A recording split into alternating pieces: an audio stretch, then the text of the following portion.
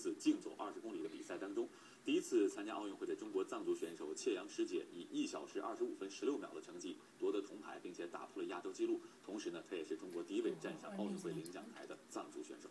在女子20公里竞走这个项目上，中国队和切阳石姐。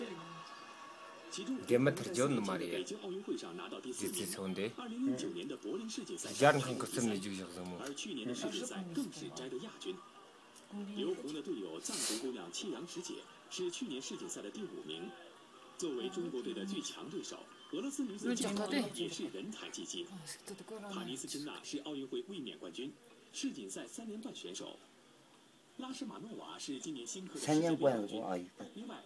科德亚普金娜也是具有着冲击前3的实力。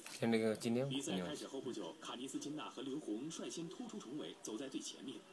在6公里结束时，他们已经领先第2方阵31秒。然而随后刘虹的体能出现问题，被卡尼斯金娜不断拉大差距。14公里处，体能已经达到极限的刘虹，被身后的3名选手追上。 身处第2集团的切阳石姐，此时已经身背2次警告。17公里左右，卡尼斯金娜依然一马当先。第2集团只剩下拉什马诺娃和切阳石姐，而且这2位选手都在不断的缩小自己与第1名之间的差距。冲刺阶段，完成超越，最终他以1小时25分02秒夺取金牌。这一成绩还打破了世界纪录。 卡尼斯金娜以1小时25分09秒获得亚军，切阳石姐夺得1枚铜牌。她不仅成为中国历史上第1位夺得奥运会奖牌的藏族选手，还以1小时25分16秒的成绩创出了新的亚洲纪录。其他选手中，刘虹排名第4，吕秀芝则以第6名的身份完成赛程。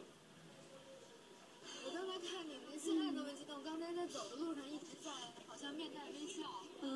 因为就是这么多支持我的人嘛，我可能用微笑告诉他们我很好，或者是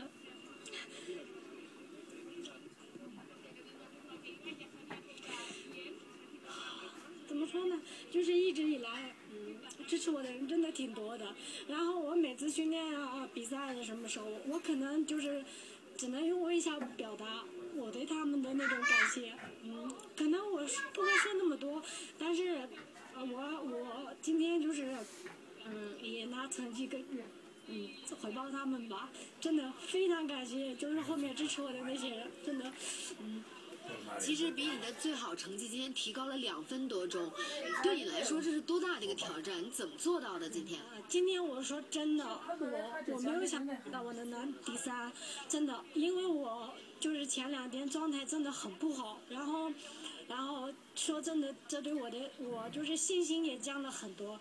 然后教练杜荣他们真的就是说，他们说我有这个实力，他们相信我，然后他们也就是找我谈了很多次。然后我今天早上回去，真的，一上午我就躺在床上，我想我在高原上练的真的特别狠，真的，我感觉我在高原上练的真的，我感觉我都就练的真的我已经到了，真的，所以我觉得。 当然，他们觉得我可以，我为什么不可以？然后别人也可以，那我肯定也会做到。所以我觉得吧，然后既然他们那么相信我，我肯定也要相信我自己。然后今天刚开始，其实出去我真的没有想到我会那么好。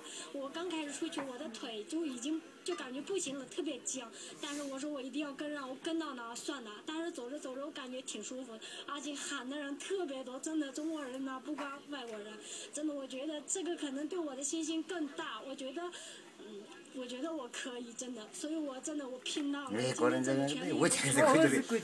作为第1位参加奥运会的藏族选手，切阳石姐在伦敦奥运会创造了历史。